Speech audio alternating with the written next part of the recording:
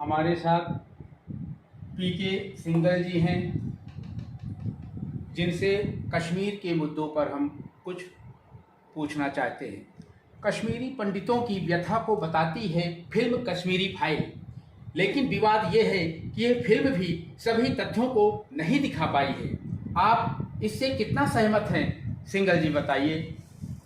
जी, माननीय राधे मोहन मिश्रा जी, आप तो बहुत वरिष्ठ पत्रकार हैं, आपको तो सब कुछ पता है, लेकिन मैं फिर भी इस पे कुछ विकास डालूंगा।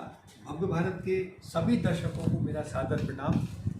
देखिए, जो 1990 में 19 जनवरी की रात को जो हुआ, वो बहुत ही मेरे ख्याल से विश्व की इतिहास में ऐसी बहुत कम घटनाएं आपको मिलेंगी। तो इतनी बड़ी रात का इतना सब कुछ कैसे एक पिक्चर में दिखाया जा सकता है? और उसके बाद जो कश्मीरी पंडितों के साथ हुआ, वो अपने घर छोड़कर भाग गए, उनका घर वहाँ रह गया, किसी की वाइफ रह गई, किसी के बच्चे रह गए, वो सब चीज़ आप एक पिक्चर में कैसे दिखा सकते हैं? इसमें मेरे ख्याल से तो इसमें कम से कम 25-30 पिक्चरें बननी चाहिए, तब जाके लोगों को पता चलेगा कि भारतवर्ष में ही, भारतवर्ष के सनातन संस्कृति के मानने वाले ब्राह्मण पंडितों के साथ क्या हुआ।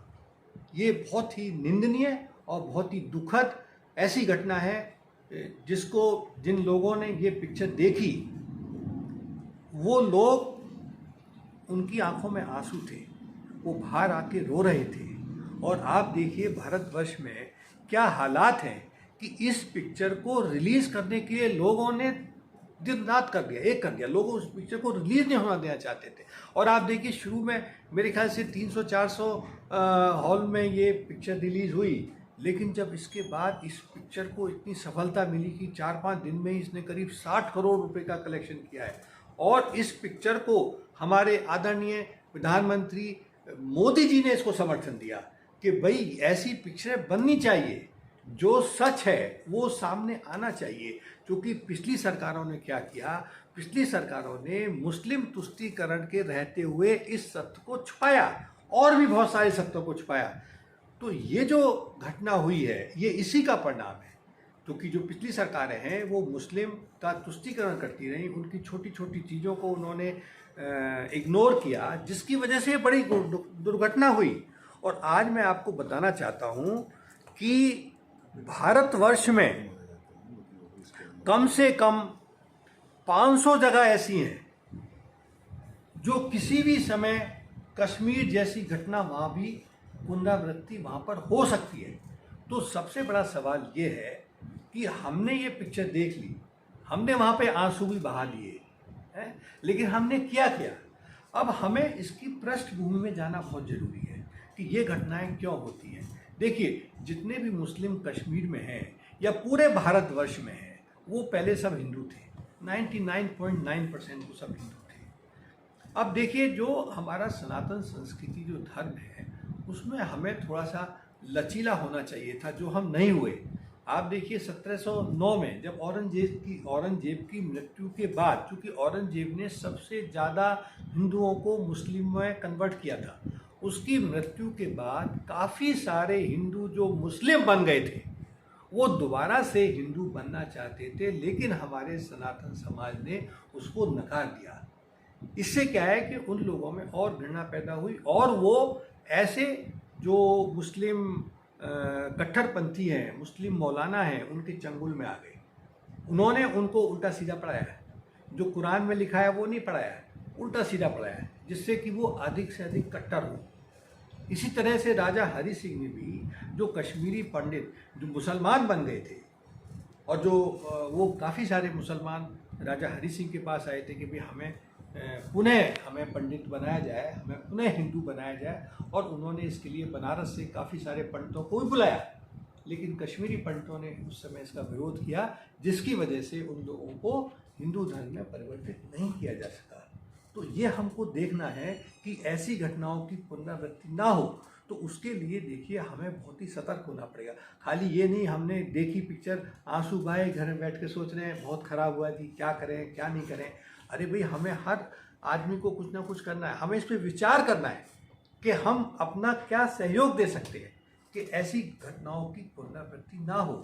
इसके बारे में काफ़ी सारे चर्चा है, क्योंकि देखिए जो मुस्लिम समुदाय में बहुत सारे घुसपैठिए आए हैं। आपको मैं इसका कारण बता रहा हूँ। वो घुसपैठिए कहाँ से आए हैं? वो पाकिस्तान से आए हैं, वो घुसपैठिए बांग्लादेश से आए हैं, वो घुसपैठिए अफगानिस्तान से आए हैं, और वो म्यांमार से आए हैं। और ये घुसपैठिए कौन भेजता है? ये घुसपैठिए जो हमारे भारतवर्ष के विरुद्ध कुछ देश हैं, जो कुछ मुस्लिम देश हैं, जो कि इस्लाम को चाहते हैं कि जो भारतवर्ष है, गजवाए हिंद, कि भारतवर्ष को पूरा भारतवर्ष का इस्लामीकरण कर दिया जाए। ऐसी जो शक्तियाँ हैं, उनके लोग मुसलमान बन के, या ऐसे मुसलमान, कट्टर मुसलमानों को वो लोग, और कम से कम देखिए 4 से 5 करोड़ ऐसे मुसलमान घुसपैठिए इस समय भारतवर्ष में हैं। तो इसलिए हमारी तो मांग हमेशा से रही है कि भारतवर्ष में जल्द से जल्द नेशनल रजिस्टर ऑफ सिटीजन बनाया जाए। ठीक है, ये बहुत ज़रूरी है। दूसरा क्या है, देखिए इसको रोकने का एक तरीका ये भी है कि जो यूनिफॉर्म सिविल कोड, जो भारतवर्ष में जो यूनिफॉर्म सिविल कोड नहीं है, इसकी वजह से भी मुसलमानों में कट्टरपन की विचारधारा बढ़ रही है। इसी के तहत आपने माइनॉरिटी कमीशन बना दिया। माइनॉरिटी कमीशन जो है मदरसे चला रहा है मदरसों में उनको जो शिक्षा दी जा रही है, आप देखें उनको कट्टरपंथ की शिक्षा दी जा रही है। जो बच्चा 2-3 साल से होता है उसी को ये बताया जा रहा है कि तुम कट्टरपंथी बढ़ो, हिंदुओं को कत्ल करो, ये सब उनको मदरसों में सिखाया जा रहा है। तो इसको अगर सरकार नहीं रोकेगी, पिछली सरकारों ने इसको नहीं रोका क्योंकि मुसलमानों का तुष्टीकरण करना चाहते थे। इन सब चीज़ों को जैसे आसाम की सरकार ने किया है, आसाम की सरकार ने किया कि भाई कोई भी हमारा गवर्नमेंट एडेड मदरसा हम नहीं चलाएंगे, उन्होंने सब बंद कर दिए। भाई केंद्रीय विद्यालय बच्चा पढ़े ना, जो मुस्लिम बच्चा है, आप देखिए ना मुसलमानों में क्या है, आप इसी समझ जाएंगे कि ये सारा क्या हो रहा है। जो मुसलमानों में जो 15% पढ़ा लिखा मुसलमान है ना, उसका बच्चा तो कोई मदरसे में नहीं पढ़ता है। उसके बच्चे आप देख लीजिए, कोई भी आप मुझे एक बता दीजिए पढ़ा लिखा मुसलमान जो है, उसका बच्चा DPS में पढ़ेगा, उसका बच्चा UK चला जाता है, उसका बच्चा USA चला जाता है। उसके जो घर की महिलाएं हैं वो कभी बुर्का नहीं पहनती हैं, वो जो लेटेस्ट डिज़ाइन के कपड़े होते हैं वो पहनती हैं। लेकिन जो 85% पसमानदा मुसलमान है, उसके बच्चों को मदरसों में पढ़ाते हैं। उसके बच्चों को एक कोशिश होती है कि इसको कट्टरपंथी बनाए, उसको कोशिश है कि टेररिस्ट बनाए, उसको गुंडा बनाए, उसको बदमाश बनाए है, और उनकी महिलाओं को बुर्का पहनाओ ताकि महिलाओं का सशक्तिकरण ना होने पाए। अरे भाई, भारत में अगर मान लीजिए मैं कहता हूँ 30 करोड़ मुसलमान हैं तो 15 करोड़ महिलाएं हैं, और 15 करोड़ महिलाओं का अगर सशक्तिकरण नहीं हुआ तो देश का विकास कैसे होगा आपका? आप देख लीजिए, जिस परिवार में मुस्लिम परिवार है, महिला पढ़ी लिखी है और वहाँ पे वो बच्चों को शिक्षा दे रही है, उनके भी 2 ही बच्चे हो रहे हैं, ठीक है ना, उनके घर में सारी शिक्षा है, सब कुछ व्यवस्था है। कपिल शर्मा इसके प्रमोटर थे, वो भी प्रमोट करने से मना कर दिया। इस विषय में क्या कहना चाहते? देखिए, कपिल शर्मा का तो एक शो आता है, कपिल शर्मा शो, हंसी वाला शो आता है। अब देखिए मैं बताऊँ आपको, जो बॉलीवुड में ऐसे अभी तक वो कुछ थोड़ा सा कम हो रहा है, बॉलीवुड में ऐसे लोगों का अभी आधिपत्य है, राज है, जो एंटी हिंदू हैं, जो एंटी इंडिया हैं, जो एंटी सनातन धर्म के। अब आप देखिए ना, आमिर खान ने एक PK पिक्चर बनाई, उस पिक्चर में उसने जितने भी सनातन संस्कृति के भगवान हैं सबका मजाक उड़ाया। अरे भाई, तुम आप मोहम्मद साहब पे क्यों नहीं बनाते हो? हैं तुम बाइबल पे क्यों नहीं बनाते हो भैया पिक्चर? वो क्या सब उसमें सारा बढ़िया बढ़िया है क्या? अरे उसमें भी तो दिखाओ ना। नहीं दिखाने की हिम्मत हुई, और हमारी जो सनातन संस्कृति वो सब देखते रहे।